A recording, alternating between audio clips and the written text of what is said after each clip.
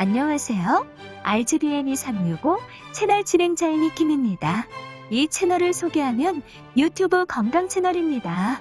앞으로 내용은 역사적 인물들을 통해서 건강에 대한 문제점을 진단해보고 건강에 대한 지혜와 지식을 얻어 현대인들의 건강 생활에 조금이나마 보탬이 되었으면 합니다. 줄리어스 시저 간질 뇌전증 설산편에서는 간질증 뇌전증의 원인과 치료는 현대의학에서 가능한가? 그리고 인간의 생체 전기에 대해서도 다루어 보겠습니다. 위키백과와 대한뇌전증학회에 있는 자료를 토대로 뇌전증을 대략적인 원인만 학문적 초보 수준으로 소개해 보도록 하겠습니다. 뇌신경세포는 컴퓨터 전기회로와 비슷하다고 합니다. 그래서 일정한 상태를 유지해야 하는데 여러 가지 원인에 의해 전기적 상태의 질서가 깨지면 비정상적 흥분 상태가 이루어지게 된다 합니다. 이때 일어나는 증상이 발작이고 이런 현상을 뇌전증이라 불러진다고 한답니다. 오래전에는 간질이라고 불렸는데 부정적인 이미지를 없애고자 최근 변경되었다 합니다. 옛날에는 의료기술이 그다지 발전하지 못한 상태에서 그런 사람에게 정신병자, 귀신 들린 사람 등으로 불려졌다 합니다. 또 일부 선천적 질환이 아닌가 하기도 했다 합니다. 하지만 뇌전증은 적절한 치료를 받으면 고혈압, 당뇨병처럼 정상적인 생활이 가능한 질병이다 합니다. 뇌손상 주요 원인으로는 부분 발작, 전신 발작으로 증상 등이 발생하기도 한다 합니다. 성인의 경우는 뇌졸중, 치매, 외상, 뇌종양, 중추신경계 감염 등이 대표적 원인이다 합니다. 특히 뇌졸중 후 뇌전증은 노인에게 발생하는 가장 흔한 원인 중 하나이다 합니다. 발작 증상은 뇌전증의 원인에 따라 매우 다양하게 나타나고 있다 합니다. 크게 부분 발작과 전신 발작으로 구분한다 합니다. 부분 발작은 의식이 있는 상태에서 나타나는 증상이다 합니다.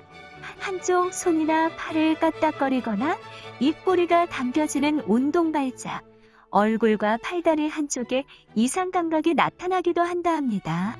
또는 감각 발작, 가슴이 두근거리고 털이 곤두서거나 땀을 흘리는 자율신경 발작도 있다 합니다.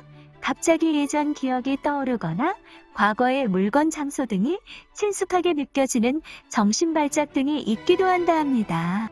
또 의식 손상과 함께 갑자기 어딘가를 멍하게 쳐다보거나 입맛을 다시고 물건을 만지작거리는 등 의미 없는 행동을 반복하는 부분 발작 증상도 흔하게 나타나고 있다 합니다.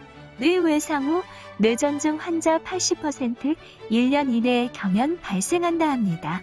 뇌외상 후 뇌전증은 대부분 외상을 입고 일주일 이후에 경연이 반복적으로 발생하는 경우도 있다 합니다. 급성 뇌졸중의 한 증상으로 경연이 나타날 수도 있다 합니다. 뇌졸중 치료 중 만성적인 합병증의 형태로 나타날 수도 있다 합니다. 일반적으로 뇌졸중이 발생한 직후 48시간 이내에 발생하고 대부분의 환자는 1회 발생 후 재발하지 않기도 한다 합니다. 뇌졸중 후 뇌전증 증상이 지속적으로 나타난다면 적절한 시기에 검사를 통해 약물 치료를 우선적으로 시작해야 한다 합니다. 뇌전증 환자는 생활 리듬이 일정하지 않거나 큰 피로를 느끼는 등 컨디션이 나빠지면 발작이 올 수 있다 합니다. 때문에 컨디션 조절이 중요하다 합니다. 발작을 일으킬 때 가족, 동료 등 주변 사람들은 초기 대처도 중요하다 합니다. 발작이 나타나면 온몸이 경직되고 간대성 경연을 보인다 합니다. 그런 후 환자를 안전한 곳에 눕히고 고개를 돌려준 후 넥타이나 벨트 등을 느슨하게 해주어야 한다 합니다. 숨 쉬는데 문제가 없도록 하기도 해야 합니다. 위급 상황에는 바로 119로 연락해야 한다 합니다. 뇌전증은 치매, 뇌졸중, 파킨슨병과 함께 4대 신경계 질환으로 꼽히는 뇌질환이 다 알려져 있습니다. 10세 이하 어린이와 65세 이상 노인에게 흔한 질병으로 나타나는 질병으로 알려져 있습니다. 뇌 손상이 일어난 부위의 신경세포에서 전기가 발생해 다양한 증상이 나타난다 합니다. 문제는 뇌전증 진단이 매우 어렵다는 것으로 알려져 있습니다. 뇌 손상이 일어난 부위에 따라서 증상이 천태만상으로 나타날 수 있다 합니다. 뇌의 전기가 손상 부위 주변으로 퍼지면 또 다른 증상이 나타난다 합니다.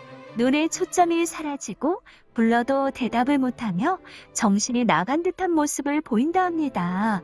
밤에만 몸을 크게 움직이는 증상도 있어 수면장애와 헷갈리기도 한다 합니다. 병이 진행돼 전기가 온동 중추까지 퍼지면 팔, 다리에 경련이 일어나며 양쪽 뇌 전체로 퍼지면 전신이 경련을 일으키는 발작이 나타난다 합니다. 일반적으로 흔히 알려진 뇌전증의 증상은 전신 발작이다 한데 여러 증상 중 하나일 뿐이다 합니다. 뇌전증은 빨리 진단하고 치료할수록 증상 조절이 잘 되며 완치에 이르는 기간도 짧아진다 합니다. 반면 진단, 치료가 늦으면 뇌에서 발생한 전기가 반대쪽 뇌로 퍼져서 완치가 어려울 수 있다 합니다. 증상이 계속되므로 각종 안전사고, 교통사고 등의 위험이 높아진다 합니다. 우울증이 생겨 삶의 질이 크게 떨어질 수 있으며 학교, 직장 등 사회생활도 온전히 하기 어려워진다 합니다. 통계에 의하면 간질은 인구 100명당 1명이 걸리는 것으로 알려져 있다 합니다. 간질은 뇌 비혈관 질환으로서 뇌조직 이상으로 인해 뇌의 기능이 장애를 일으키면서 비정상적인 전기 신호가 발생한다 합니다. 간질은 유전적 요인보다 뇌종양, 뇌혈관장애 등과 같은 뇌 이상으로 인해 생기거나 육류생식으로 인한 뇌의 기생충 감염 등으로 생기는 것으로 알려져 있다 합니다. 간질 환자도 치료받으면 낫는가? 완치는 어렵지만 전체 간질 환자 중 80%는 한두 가지 이상의 항경연제 등 약물을 복용하면서 정상적인 생활을 할 수 있다 합니다. 발작 등 재발 위험으로부터 자유로울 수 있다는 것이다 합니다. 뇌는 수많은 신경세포가 복잡하게 연결돼 미세한 전류에 의해 서로 정보를 주고받는다 합니다. 이러한 수많은 전기 신호가 정상적으로는 상호 자극과 억제를 통해 조화를 이루게 된다 합니다. 때로는 이러한 조화가 깨져 일시적으로 뇌신경세포가 비정상적 흥분을 일으킨다 합니다. 그 이상 부위가 담당하는 뇌의 기능에 따라 다른 종류의 발작이 일어난다 합니다.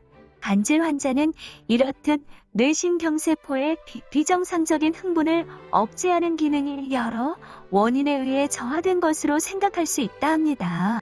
아쉽게도 간질을 근본적으로 치료할 수 있는 약물은 아직 개발되지 않은 상황이라 합니다.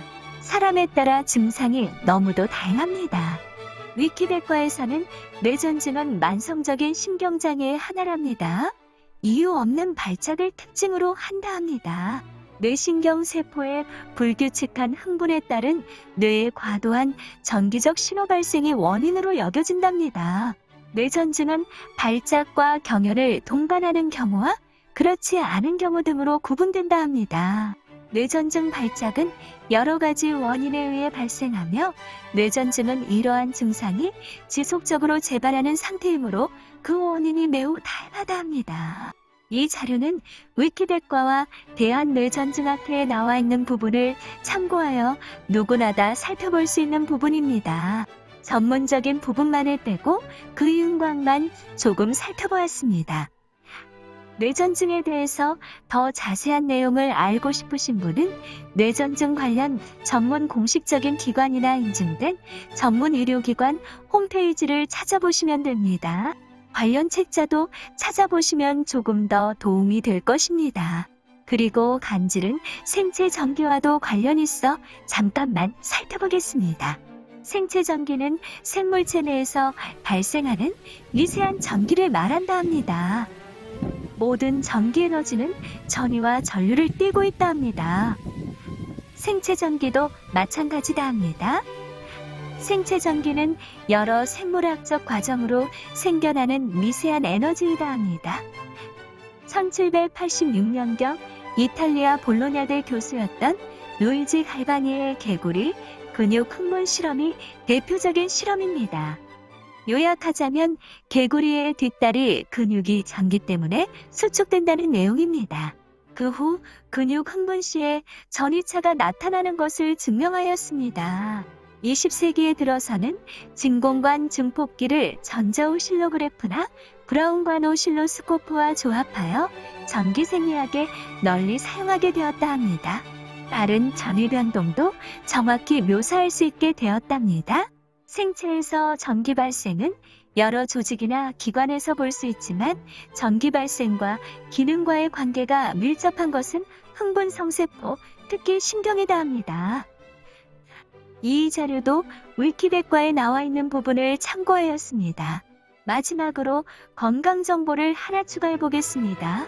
여러 운동들은 포괄적으로 말하면 인체에 좋은 영향들을 준다 합니다. 자신의 취향에 따라 알맞게 기구를 이용한다거나 기구 없이도 할 수도 있습니다. 내 몸에 맞는 운동들을 한두 가지 선택하여 꾸준히 한다면 자신의 건강을 유지하는 데 도움이 된다 합니다. 하지만 무리한 운동을 하면 그 후유증으로 인대가 늘어나 고생할 수도 있습니다. 그럼 다음 영상에서 만나볼게요. 감사합니다.